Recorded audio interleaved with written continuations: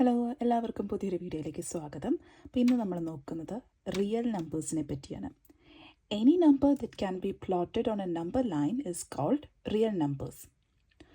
അപ്പോൾ നമുക്കൊരു number line കിട്ടുവാണ്, ഒരു നമ്പർ ലൈൻ വരയ്ക്കാൻ പറ്റുവാണ്. ആ നമ്പർ ലൈനിൽ നമുക്ക് പ്ലോട്ട് ചെയ്യാൻ പറ്റുന്ന എല്ലാ നമ്പേഴ്സിനെയും നമ്മൾ റിയൽ നമ്പർ കാറ്റഗറിയിൽ പെടുത്താൻ പറ്റും.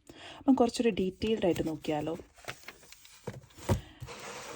മെയിനായിട്ട് നമ്മൾ ഒരു ഡെഫിനിഷൻ പറയുമ്പോൾ, റിയൽ നമ്പറിനെ പറ്റി പറയുമ്പോൾ ഒരു ഡെഫിനിഷനായിട്ട് പറയുന്നത് ഇങ്ങനെയാണ്: the union of both rational and irrational numbers is called real numbers. Rational നമ്പറിൻ്റെയും ഇർറാഷണൽ നമ്പറിൻ്റെയും ഒരു യൂണിയനാണ് റിയൽ നമ്പേഴ്സ് എന്ന് പറയുന്നത്. അപ്പോൾ എന്താണ് ഈ റാഷണൽ നമ്പർ, എന്താണ് ഇർറാഷണൽ നമ്പർ? അപ്പോൾ റാഷണൽ നമ്പർ എന്ന് പറയുന്നത് നമ്മുടെ ഈ ഡെസിമൽസ് ഇല്ലേ, 0.375 ഒരു എക്സാമ്പിളായിട്ട് എടുക്കാം, അല്ലെങ്കിൽ 0. കഴിഞ്ഞാൽ 6666 എന്ന് പറഞ്ഞാൽ അങ്ങ് പോയിക്കൊണ്ടിരിക്കുന്ന നമ്പർ, അതും നമുക്ക് റാഷണൽ നമ്പറിൽ പെടുത്താൻ പറ്റും. ഇപ്പോൾ എന്താ ഇർറാഷണൽ? ഈ ടൈപ്പ് അല്ലാത്ത ഡെസിമൽ. ആ ടൈപ്പ് അല്ലാത്തത് എന്താണ്? ഇപ്പോൾ നമ്മൾ സപ്പോസ് എക്സാമ്പിളായിട്ട് √2 എടുക്കുവാണ്. √2ൻ്റെ വാല്യൂ നമുക്ക് എൻഡിങ് ആണോ? അല്ല, എൻഡിങ് അല്ല. പക്ഷെ ഇവിടെ എൻഡിങ് അല്ലാത്തൊരു എക്സാമ്പിൾ ഉണ്ടല്ലോ. പക്ഷെ ഇവിടുത്തെ കാര്യം എന്താണ്? 6666 എന്ന് പറഞ്ഞാൽ റെപ്പിറ്റേറ്റഡ് ആണ്. ഇവിടെയോ 414, പിന്നെ വേറെ എന്തൊക്കെയോ നമ്പറാണ് വന്നുകൊണ്ടിരിക്കുന്നത്, എൻഡിങ് ഇല്ല താനും. അപ്പോൾ ഈ √2 എന്ന് പറയുന്ന ഇതാണ് നമ്മൾ ഇർറാഷണൽ എന്ന് പറയുന്നത്. ഈ ടൈപ്പ് ഡെസിമൽസിനെ റാഷണൽ എന്നും പറയും. അപ്പോൾ റാഷണലിൻ്റെയും ഇർറാഷണലിൻ്റെയും ഒരു യൂണിയനെയാണ് നമ്മൾ റിയൽ നമ്പേഴ്സ് എന്ന് പറയുന്നത്. അപ്പോൾ നമുക്ക് കുറച്ച് എളുപ്പത്തിന് വേണ്ടി നമ്മൾ എന്ത് പറയാൻ പറ്റും? Real numbers encompass all numbers that can be represented on a number line. ഒരു നമ്പർ ലൈനിൽ നമുക്ക് എന്തൊക്കെ നെഗറ്റീവ് റെപ്രസെൻറ്റ് ചെയ്യാൻ പറ്റും, പോസിറ്റീവ് റെപ്രസെൻറ്റ് ചെയ്യാൻ പറ്റും, നടുക്കൊരു 0 ഉണ്ട്, അതാണ് നമ്മുടെ നമ്പർ ലൈൻ. അപ്പോൾ പോസിറ്റീവ് റിയൽ നമ്പറാണ്, നെഗറ്റീവ് നമ്പേഴ്സ് റിയൽ നമ്പറാണ്, 0 റിയൽ നമ്പറാണ്, ഫ്രാക്ഷൻ റിയൽ നമ്പറാണ്, ഡെസിമൽ റിയൽ നമ്പറാണ്. അപ്പം എല്ലാം കൂടി അടങ്ങുന്ന ഒരു യൂണിയനാണ് നമ്മൾ എന്ത് പറയുന്നത്? Real number. അപ്പോൾ റിയൽ നമ്പർ എന്താണെന്നൊരു ചെറിയ ഐഡിയ കിട്ടിയല്ലോ. അപ്പം നമ്മൾ ഇനി നോക്കാൻ പോകുന്നത് algebraic properties of real numbers. അപ്പം റിയൽ നമ്പറിന് കുറച്ച് ആക്സിയംസ് ഉണ്ട്, മെയിനായിട്ട് 9 ഉള്ളത്. അപ്പോൾ ആ ആക്സിയംസിലൂടെയാണ് നമ്മൾ ഇനി കടന്നു പോകാൻ പോകുന്നത്. അപ്പം നമുക്കൊരു തിയറം പ്രൂവ് ചെയ്യണമെങ്കിൽ നമുക്ക് ഇതൊക്കെ നമുക്ക് യൂസ് ചെയ്യാം. ഈ കമ്മ്യൂട്ടേറ്റീവ് പ്രോപ്പർട്ടി വെച്ചിട്ട് റിയൽ നമ്പർ ഇത് പറയുന്നു, അസോസിയേറ്റീവ് പ്രോപ്പർട്ടി വെച്ചിട്ട് ഇങ്ങനെ പറയുന്നു. അപ്പോൾ ഞാൻ ഈ സ്റ്റെപ്പിലെത്തിയ കൺക്ലൂഷൻ എന്ന് നമുക്ക് എഴുതാൻ പറ്റണമെങ്കിൽ നമുക്ക് എന്താണ് ആ പ്രോപ്പർട്ടീസ് എന്നൊരു ബേസിക് ഐഡിയ. ഇത് സിമ്പിൾ പ്രോപ്പർട്ടീസാണ്, നമുക്ക് അറിയാവുന്ന കാര്യങ്ങളാണ്. 0 ആഡ് ചെയ്ത് കഴിഞ്ഞാൽ ഏത് നമ്പറും ആ നമ്പർ തന്നെ ആയിരിക്കും നമുക്കറിയാം. അതേ കാര്യം നമ്മളൊരു പ്രോപ്പർട്ടി ആയിട്ട് എഴുതുന്നു. അങ്ങനത്തെ കുറച്ച് സിമ്പിൾ പ്രോപ്പർട്ടീസാണ്. ഒന്ന് പെട്ടെന്ന് മനസ്സിൽ ഓർത്തിരുന്നാൽ മാത്രം മതി. ഇങ്ങനെയൊക്കെ ഒരു സംഭവം ഉണ്ട്, അപ്പം ഇതൊക്കെ വെച്ചിട്ട് എനിക്ക് പ്രൂവ് ചെയ്യാം എന്ന് പറഞ്ഞ് തെളിയിക്കാൻ വേണ്ടി മാത്രമുള്ള കുറച്ച് കാര്യങ്ങൾ. ഓക്കെ, നമുക്കത് കടന്നു നോക്കാം. ആദ്യത്തെ ആക്സിയം, അഥവാ നമുക്കൊരു പ്രോപ്പർട്ടി എന്ന് പറയാൻ പറ്റുന്ന ഒന്നാണ് കമ്മ്യൂട്ടേറ്റീവ് പ്രോപ്പർട്ടി ഓഫ് അഡീഷൻ. അപ്പോൾ നമ്മൾ ശ്രദ്ധിക്കുക, എല്ലാ പ്രോപ്പർട്ടീസും റിയൽ നമ്പേഴ്സിന് വേണ്ടിയിട്ടുള്ളതാണ്. അപ്പോൾ ആദ്യത്തേതാണ് കമ്മ്യൂട്ടേറ്റീവ് പ്രോപ്പർട്ടി ഓഫ് അഡീഷൻ. എന്താണ് ഈ കമ്മ്യൂട്ടേറ്റീവ് പ്രോപ്പർട്ടി? കമ്മ്യൂട്ടേറ്റീവ് പ്രോപ്പർട്ടി എന്ന് വെച്ച് കഴിഞ്ഞാൽ ഓർഡറാണ്. എന്ത് ഓർഡർ? നമ്മളൊരു ഫോർമുല എഴുതുമ്പം അത് ഏത് രീതിയിൽ എങ്ങനെയൊക്കെ ഓർഡർ തെറ്റിച്ച് എഴുതിയാലും നമുക്ക് റിസൾട്ട് സെയിം ആയിരിക്കും. അതാണ് കമ്മ്യൂട്ടേറ്റീവ് പ്രോപ്പർട്ടി, ഏറ്റവും സിമ്പിളായിട്ട് പറയുകയാണെങ്കിൽ. അപ്പം നമ്മൾ ഒരു മാത്സിലൊരു ഫോർമുല എഴുതുന്നത് അതിൻ്റെ ഓർഡർ ബാധകമല്ലാത്ത വിഷയം, കേസുകൾ, ഏതൊക്കെ സിറ്റുവേഷൻസ് ആണോ അതിനെയാണ് നമ്മൾ കമ്മ്യൂട്ടേറ്റീവ് എന്ന് പറയുന്നത്. ഫോർ എക്സാമ്പിൾ, A+B എന്ന് എഴുതിയാലും B+A എന്ന് എഴുതിയാലും നമുക്ക് എന്തായിരിക്കും റിസൾട്ട് രണ്ട് സെയിം ആയിരിക്കും. അതാണ് നമ്മുടെ commutative property of addition. A+B = B+A for all AB belongs to real numbers. അതും കൂടി എഴുതിയാലാണ് നമുക്ക് ഈ പ്രോപ്പർട്ടി വെച്ചിട്ടാണ് ഞാൻ ഈ തിയറത്തിൻ്റെ ഫസ്റ്റ് സ്റ്റെപ്പ് തുടങ്ങിയെന്ന് പറഞ്ഞ് എഴുതാൻ പറ്റത്തുള്ളൂ. Based on the commutative property of addition of real numbers, A+B = B+A for all AB belongs to R എന്ന് പറഞ്ഞു. ഇപ്പോൾ നമുക്ക് എക്സാമ്പിൾ ഒക്കെ എയുടെ സ്ഥാനത്ത് 7ഉം ബിയുടെ സ്ഥാനത്ത് 5ഉം ആണ്. 7 + 5 എന്ന് ഞാൻ എഴുതിയാലും ശരി, 5 + 7 എന്ന് എഴുതിയാലും ശരി, റിസൾട്ട് എന്തായിരിക്കും? 12 തന്നെയായിരിക്കും. അടുത്തത് അസോസിയേറ്റീവ് പ്രോപ്പർട്ടി ഓഫ് അഡീഷൻ. എന്താണ് അസോസിയേറ്റീവ് പ്രോപ്പർട്ടി? ഗ്രൂപ്പിംഗ് ആണ്. അപ്പം നമ്മൾ കുറച്ച് നമ്പേഴ്സ് ഇന്ന ഫോർമുല വെച്ചെന്നും പറഞ്ഞിട്ട് എഴുതി. അതിന് ഞാൻ ചിലതിന് ആദ്യം ചെയ്യുന്ന രീതിയിൽ, അല്ലെങ്കിൽ ചിലതിനെ ഒന്നിച്ച് ചെയ്യുന്ന രീതിയിൽ ഗ്രൂപ്പ് ചെയ്തു. ഈ ഗ്രൂപ്പിംഗ് ഒന്നും അതിൻ്റെ റിസൾട്ടിനെ ബാധിക്കില്ല. ഞാൻ എങ്ങനെയൊക്കെ ഗ്രൂപ്പ് ചെയ്തെന്ന് പറഞ്ഞാൽ റിസൾട്ട് എന്തായിരിക്കും? സെയിം ആയിരിക്കും. ഫോർ എക്സാമ്പിൾ, അതും അസോസിയേറ്റീവ് പ്രോപ്പർട്ടി ഓഫ് അഡീഷൻ ആണ്. A+ inside the bracket B+C = A+B + C for all AB belongs to real numbers. അപ്പോൾ എന്താണ്? A+B+C അതായിരുന്നു ഉണ്ടായിരുന്നത്. ഈ ബിനെയും സിനെയും ഞാൻ ഗ്രൂപ്പ് ചെയ്തു, അതിനൊരു ബ്രാക്കറ്റിലിട്ടു, അതൊരു സൈഡ് ഞാൻ ചെയ്തു.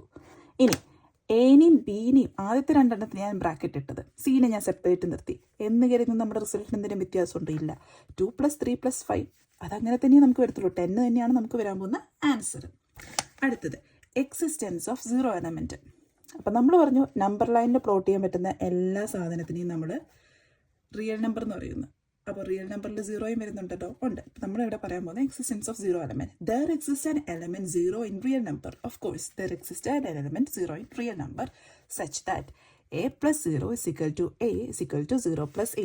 നമുക്കറിയാവുന്ന കാര്യമാണ്. നമ്മളിപ്പോൾ എന്തെങ്കിലും ഒരു കാര്യത്തിൻ്റെ കൂടെ 0 ആഡ് ചെയ്ത് കഴിഞ്ഞാൽ അതേ നമ്പറാണ് കിട്ടുക.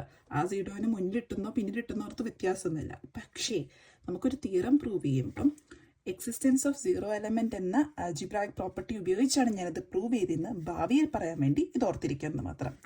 a plus 0, 5ൻ്റെ കൂടെ 0 ആഡ് ചെയ്തെന്ന് വെച്ച് എന്തായിരിക്കും റിസൾട്ട്? 5 തന്നെയായിരിക്കും. എൻ്റെ കൂടെ 0 ആഡ് ചെയ്താൽ a തന്നെയാണ് റിസൾട്ട്. ഇനി ഈ 0ന് ഇവിടെ ഇടുന്നതിന് പകരം മുന്നിലിട്ടാലും ഇത് തന്നെ അവസ്ഥ.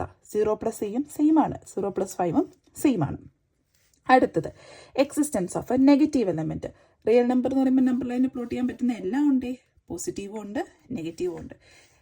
Four each A in real number there exist N element negative A. അപ്പോൾ നമ്മൾ ഇവിടെ ഒരു നമ്പർ എടുക്കുകയാണെങ്കിൽ അതേ തത്തുല്യമായി ഇവിടെ ഒരു നെഗറ്റീവ് നമ്പറും ഉണ്ട്.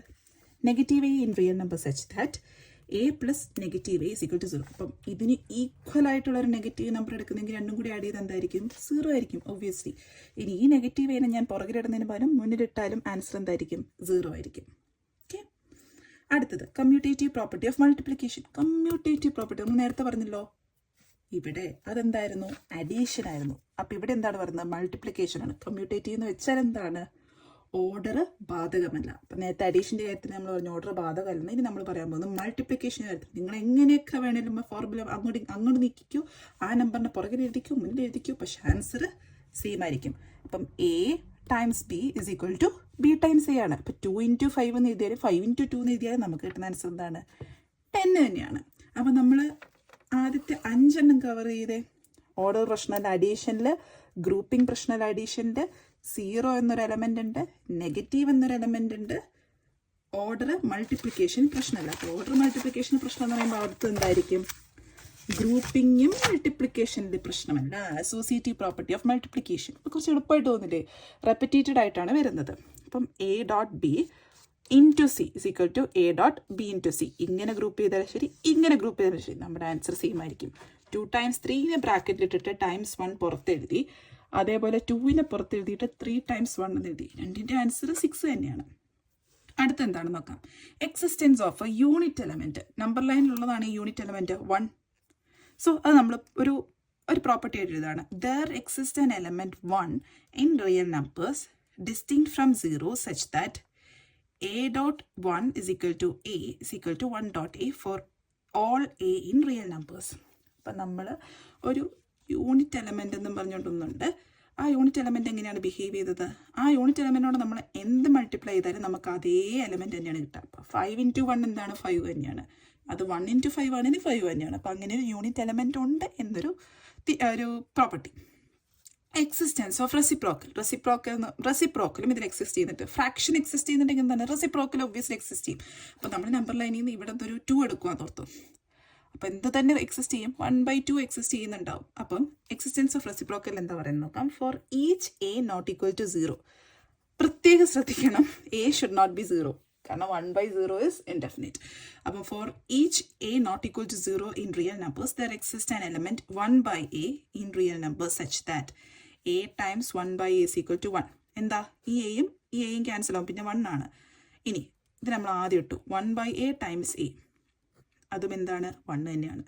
For example 5 times 1/5 is equal to 1 and 1/5 times 5 is also equal to 1. അടുത്തത് distributive property of multiplication over addition. അപ്പോൾ ഡിസ്ട്രിബ്യൂട്ടീവ് പ്രോപ്പർട്ടി എന്ന് വെച്ചാൽ it is how the multiplication is distributed over addition. അഡീഷനിൽ എങ്ങനെയാണ് മൾട്ടിപ്ലിക്കേഷനെ ഡിസ്ട്രിബ്യൂട്ട് ചെയ്യപ്പെട്ടിരിക്കുന്നത്, അതിനെയാണ് distributive property of multiplication over addition എന്ന് പറയുന്നത്. അപ്പം A dot B plus C is equal to A dot B plus A dot C. അതുപോലെ B plus C dot A എന്ന് പറയുന്നത് B dot A plus B dot C സെയിമാണ്. നമുക്കറിയാവുന്ന കാര്യമാണ്. ഇപ്പം 2 into 1 plus 3 എന്നാണല്ലേ. അപ്പോൾ നമ്മൾ എന്ത് ചെയ്യും? 2നെ ആദ്യത്തെ എലമെൻറ്റുമായിട്ട് മൾട്ടിപ്ലൈ ചെയ്യും, പിന്നെ രണ്ടാമത്തെ എലമെൻറ്റുമായിട്ട് മൾട്ടിപ്ലൈ ചെയ്യും. അങ്ങനെയും നമുക്ക് ചെയ്യാം. അപ്പം 2 into 1, so A dot B, first 1 into B, A dot B, 2 into 1 plus A dot C. A into രണ്ടാമത്തെ എലമെൻറ്റ് എന്താണ് 2 ഇൻറ്റു 3, 2 ടൈംസ് 3. എന്നിട്ട് എന്താണ് 2 ടൈംസ് 1 എന്താണ് 2, 2 ടൈംസ് 3 എന്താണ് 6, 6ഉം 2 8. ഓക്കെ, ഇനി നമ്മൾ 3 പ്ലസ് 1 4, 2 ടൈംസ് 4 8. എല്ലാ വാല്യൂ നമുക്ക് സെയിം തന്നെയാണ്. ഓക്കെ, അതിൽ പ്രത്യേകിച്ച് വ്യത്യാസമില്ലെന്നാണ് ഡിസ്ട്രിബ്യൂട്ടീവ് പ്രോപ്പർട്ടി. അപ്പോൾ ഇതൊക്കെയാണ് നമ്മുടെ മെയിൻ ആക്സിയംസ് ആയിട്ട് വരുന്നത്. ആൽജിബ്രായിക് പ്രോപ്പർട്ടി ഓഫ് റിയൽ നമ്പേഴ്സിൽ നമുക്കൊരു തിയറം പ്രൂവ് ചെയ്യാൻ വേണ്ടിയിട്ട് ജസ്റ്റ് ആയിട്ട് ഓർത്തിരിക്കുക, അത്രയേ ഉള്ളൂ. ഇത് പഠിക്കണം എന്ന് നിർബന്ധമായിട്ട് ഞാൻ പറയില്ല, പക്ഷെ ഒന്ന് ഓർത്തിരിക്കുക. ഓർഡർ വിഷയമല്ല, ഗ്രൂപ്പിംഗ് വിഷയമല്ല. 0 എന്നൊരു എലമെൻ്റ് ഉണ്ട്, നെഗറ്റീവ് എലമെൻ്റ് ഉണ്ട്, യൂണിറ്റ് എലമെൻ്റ് ഉണ്ട്, റെസിപ്രോക്കൽ എലമെൻ്റ് ഉണ്ട്, പിന്നെ ഇങ്ങനെ ബ്രാക്കറ്റ് തുറന്ന് ചെയ്യുന്ന ടൈപ്പും ഉണ്ട്. അത്രേ ഉള്ളൂ.